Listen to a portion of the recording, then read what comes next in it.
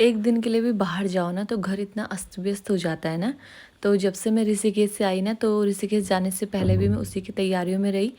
और ऊपर से मौसम इतना ठंडा रहा ना कि मतलब अच्छे से घर का काम भी नहीं हो रहा था। फिर ऋषिकेश गई, फिर तो भगवान की इतनी मेहर है ना कि 2 दिन भगवान ने मतलब अच्छी सी धूप कर दी। और मतलब हमारा प्लान बस मन में ऐसा संकोच हो रहा था ना कि जाएं कि नहीं जाएं, क्या करें।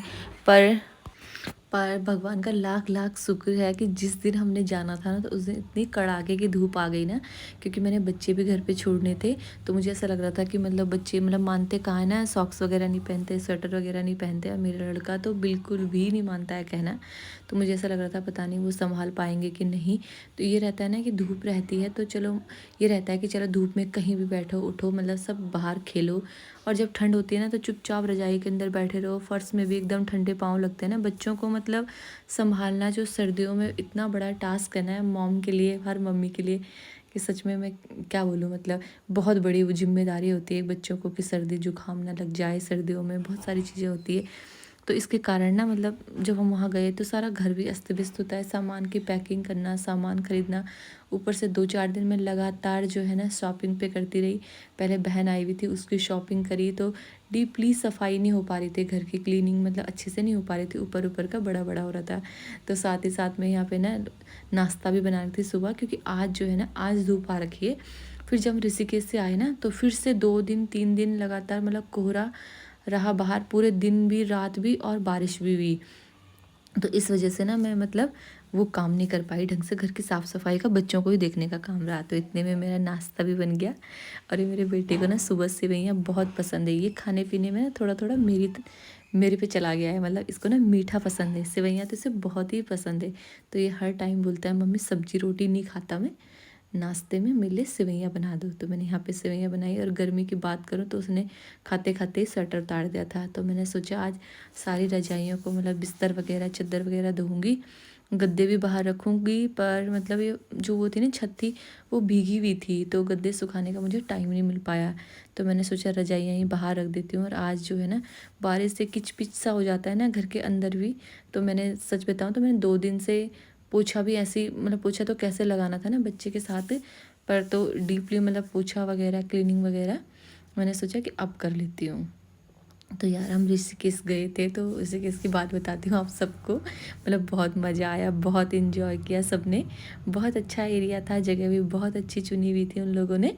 तो सबके साथ इतना मज़ा आया कि सबको ऐसा लगा फ्रेंड्स पता नहीं हम कब से मिल रहे हैं। सारी जो लेडीज़ थी वो बहुत अच्छी थी, सारी लड़कियां बहुत अच्छी थी नेचर की। तो पता भी नहीं चल रहा था कि कोई बड़ी मतलब कोई आंटी हमारी मम्मी की एज की भी थी। तो बिल्कुल पता नहीं चल रहा था उन लोगों से कि बात करके मतलब कि पहली बार मिल रहे हैं। बहुत अच्छा नेचर था सबका। फिर इतने में अमरूद वाले भैया भी आ गए। और अमरूद तो मतलब आजकल ऐसा हो रखा ना कि ऐसे बिक रहे हैं ना जो खूब मतलब खूब अच्छे से सस्ते भी हो रखे हैं। अमरूद और सीजनली फल है ना, अच्छा भी लग रहा है। और सच बताऊँ तो मेरे से खट्टा मतलब जो कीनू होता है ना वो बिल्कुल नहीं खाया जाता। अमरूद सेब ये जो मैं खा भी लेती हूँ मीठा, पर खट्टा मैं ना बिल्कुल नहीं खा सकती। तो यहाँ पे आंटी भी कहीं जा रहे थे रास्ते में, तो इनको भी अमरूद देख के ना लालच आ गया, और इन्होंने भी मेरे साथ खूब अमरूद खरीद लिए। फिर यार कपड़े थे, मतलब बारिश में होता ही है ना कि कपड़े उपड़े नहीं धुलते हैं, बाहर सुखाने की भी दिक्कत। इससे पहले भी मैंने जिस दिन मैं गई पता नहीं क्या, उस दिन मैंने इतने कपड़े धोए, इतने सारे कपड़े धोए ना, फिर सुखाने की दिक्कत कि इनको कहाँ सुखाऊं। तो मैंने ना धो धो के इकट्ठे कर रखे थे सारे कपड़े।